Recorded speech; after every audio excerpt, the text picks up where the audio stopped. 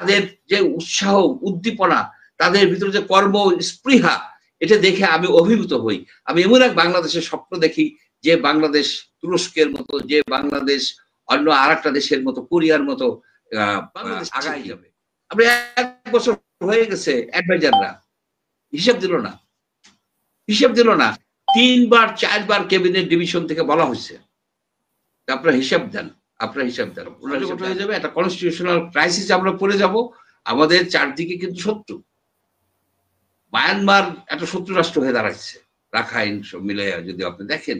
ভারত কি আমাদের বাংলাদেশের একজন নাগরিক, এই নাগরিকের নিরাপত্তা সেই সময় সরকার দিতে পারে নাই, বরং তার নিরাপত্তা তার হানি করছে। কিন্তু বর্তমানে যে সরকার আসছে, সেই সরকারের তো দায়িত্ব হচ্ছে যে এই নাগরিকটাকে ইংল্যান্ড থেকে ফিরে আনা, তাকে এস্টাবলিশ করা, তাকে সাহায্য করা, সহায়তা করা, আশ্বাস দেয়া। কি হয়েছে? আপনার এই যে ছেলেগুলির এক পায়ের ছেলে, মানে একটা করে পা আছে, বসে আছে ছবিতে, কি করুণ দৃশ্য, কি করুণ দৃশ্য। তাদের নামে কি কি ট্রাস্ট করে দিছে, দানের টাকা আসবে কেন? রাষ্ট্র তাদের খরচ দিবে, রাষ্ট্র তাদের খরচ দেবে, কারণ তারা জীবন দিতে গেছে এবং তারা পঙ্গু হয়ে গেছে আমাদের এই যে আজকে কথা বলতেছি, এই কথা বলার অধিকারের জন্য। আজকে যে ফ্রিডম যে আসছে, যে আমি যে গুম হয়ে যাব না, আমি নিশ্চিত আমাদের গুম করতে পারবে না, গুমের উঠে গেছে, রাইট? কাদের জন্য? এইসব ছেলেদের জন্য। যে ছেলে 2টা চোখ চলে গেছে, তাকে নিয়ে আপনারা এরকম খেলেন কেন? কয়টা ছেলেকে আপনারা বিদেশে পাঠাইছেন? কয়টা ছেলেকে চোখের চিকিৎসার জন্য বিদেশে পাঠাইছেন? পাঠান নাই। টাকা কি নাই? রাষ্ট্রের টাকা না থাকলে লোন করে এই করবে। কারণ দে আর দ্য ভ্যালিয়ান্ট পিপল। তারা যে সাহস দেখাইছে, সেই সাহস তো সহজে আমরা দেখাইতে পারি নাই। যদি পারতো তাহলে তো এই 15 বছর আগেই আপনার করে ফেলতো। সুতরাং আমি মনে করি কি যে ডক্টর ইউনূস সম্পূর্ণভাবে ফেল করে গেছে। উনি 3-0 নিয়ে আসছিল, 4-0 নিয়ে উনি দেশ ছেড়ে যাবে। উনার উপর আমার সামান্যতম আস্থা নাই, সামান্যতম আমার আস্থা নাই। এত লোক খুন হয়ে যাচ্ছে, এত লোক খুন হয়ে যাচ্ছে। এই যে মাইলস্টোনে ছেলেগুলি মেয়েগুলি মারা গেল, একটা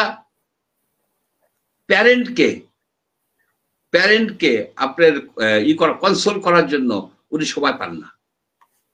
খুবই দুর্ভাগ্যজনক। তো যাই হোক, ওনার সমালোচনা করে লাভ নাই। আমাদের সামনের দিকে আগাইতে হবে। আমরা এমন একটা বাংলাদেশ চাই যে বাংলাদেশে দুর্নীতি থাকবে না, যে বাংলাদেশে বৈষম্য থাকবে না, যে বাংলা প্রসপারাস হবে। আমরা একটা ডেমোগ্রাফিক ডিভিডেন্ড পিরিয়ডের মধ্যে দিয়ে যাচ্ছি। আবার চারিদিকে আপনার কত তরুণ লোকজন, তাদের যে উৎসাহ উদ্দীপনা, তাদের ভিতরে যে কর্ম স্পৃহা, এটা দেখে আমি অভিভূত হই। আমি এমন এক বাংলাদেশের স্বপ্ন দেখি যে বাংলাদেশ তুরস্কের মতো, যে বাংলাদেশ অন্য আর একটা দেশের মতো, কোরিয়ার মতো আগায় যাবে। সেইখানে যাইতে হলে ফার্স্ট কাজ হচ্ছে দুর্নীতি মুক্ত একটা সমাজ গড়া। এবং সেইখানে যারা বড় বড় পোস্টে আছে, যেমন কোরিয়ায়, কোরিয়া কিন্তু খুব দুর্নীতিগ্রস্ত একটা দেশ ছিল। কোরিয়া বলেন, সিঙ্গাপুর বলেন, আপনার হংকং বলেন, তারা পার্সোনাল ভেরিফিকেশন সিস্টেম, পিভিএস, অর্থাৎ প্রত্যেকটা হাই অফিসিয়াল, এমপি, মন্ত্রী, সচিব লেভেলের যারা আছে, টপ লেভেলের যেসব, তাদের প্রত্যেকেই দেখছে যে তারা কি ফাইন্যান্সিয়ালি দুর্নীতিমুক্ত কিনা, এথিক্যালি দুর্নীতিমুক্ত কিনা, এথিক্যাল স্ট্যান্ডার্ড কি, তার কেলেঙ্কারি আছে কিনা, কোনো ড্রাগের সমস্যা আছে কিনা। সবকিছু দেখার পরেই তাকে নমিনেশন দেওয়া হয়, সবকিছু দেখার পরে তাকে নমিনেশন দেওয়া হয়। আর আমাদের এখানে কি হয়েছে? আমাদের এখানে এগুলির কোনো বাড়াই নেই। আমি মনে করি কি ওই কোরিয়ান সিস্টেমটা বাংলাদেশে চালু করা উচিত। যে মন্ত্রী হইতে চায়, এমপি হইতে চায়, তার সকল ফাইন্যান্স, তার ট্যাক্স, আপনি দেখেন যে আপনার আমেরিকার কথা চিন্তা করেন, আমেরিকায় কোনো একজন সিনেটর, সে যদি তার ট্যাক্সের রিটার্নটা ওপেন না করে, সে সিনেটর হইতে পারবে? সাংবাদিকরা তাকে ছিন্ন ভিন্ন করে ফেলা হবে, তার ওপেন করতে হবে, তার ওপেন করে দিতে হবে তার ফাইন্যান্সিয়াল এটা।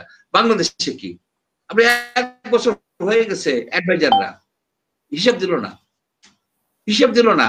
3 বার 4 বার ক্যাবিনেট ডিভিশন থেকে বলা হয়েছে আপনারা হিসাব দেন, ওনারা হিসাব দেয় না। এখন ওনারা কি পরিমাণ টাকা বানাইছে, আমি তো ওদেরকে চোর মনে করি। যেহেতু তোমাকে আমি সন্দেহ করার কারণ হলো এটা যে আগের যারা ছিল মন্ত্রী, প্রত্যেকটা মন্ত্রী চুরি করছে, তার আগের মন্ত্রীও চুরি করছে। সব মন্ত্রীরা যখন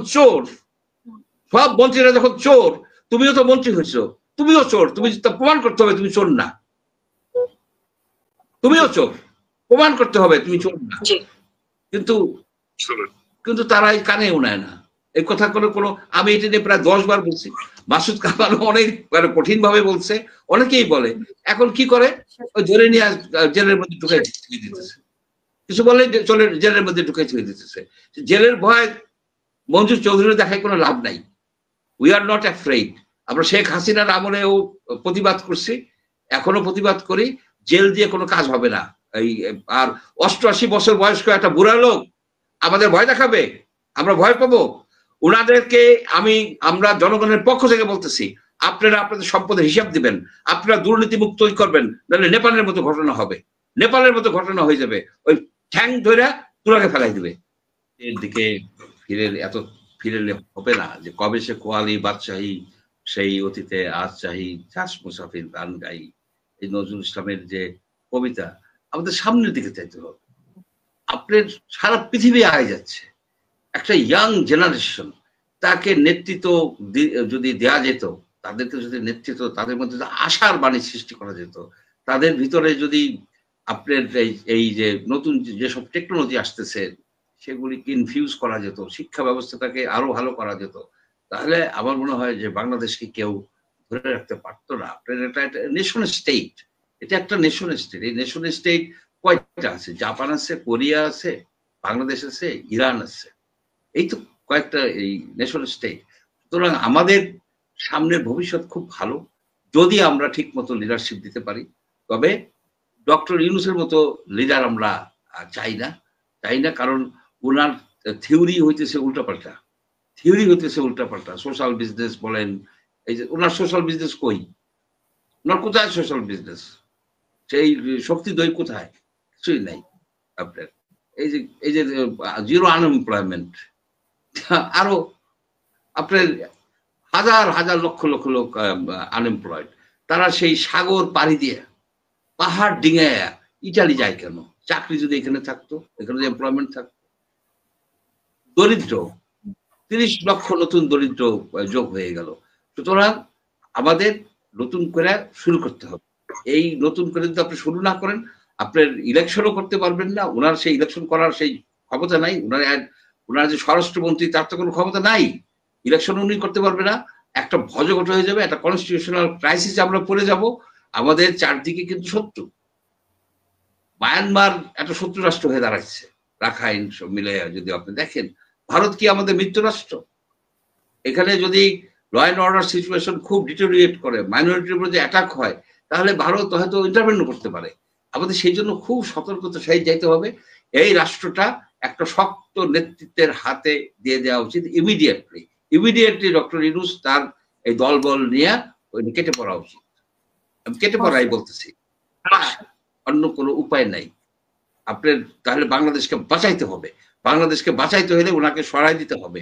উনি সরে না গেলে ওনাকে সরাই দিয়ে নতুন নেতৃত্ব গড়ে তুলতে হবে, যে নেতৃত্ব এক ভবিষ্যতের কথা বলবে, যে নেতৃত্ব এই যে আপনি যেটা বললেন যে এখানে শিবির উইন করে আসছে, ওয়েলকাম করি আমরা, আমরা ওয়েলকাম করি। শিবির সে ভোট, সে তো মারামারি করে আনে নাই, সে তো বাক্স লুট করে নিয়ে উইন করে নাই। এইভাবে পজিটিভ ওয়েতে আগাইতে হবে। সবাইকে পজিটিভলি যদি আপনি নেন, তাহলে আপনার একটা ভালো ভবিষ্যৎ আমরা বিল্ড করতে পারবো। Otherwise we are going to face a dire situation.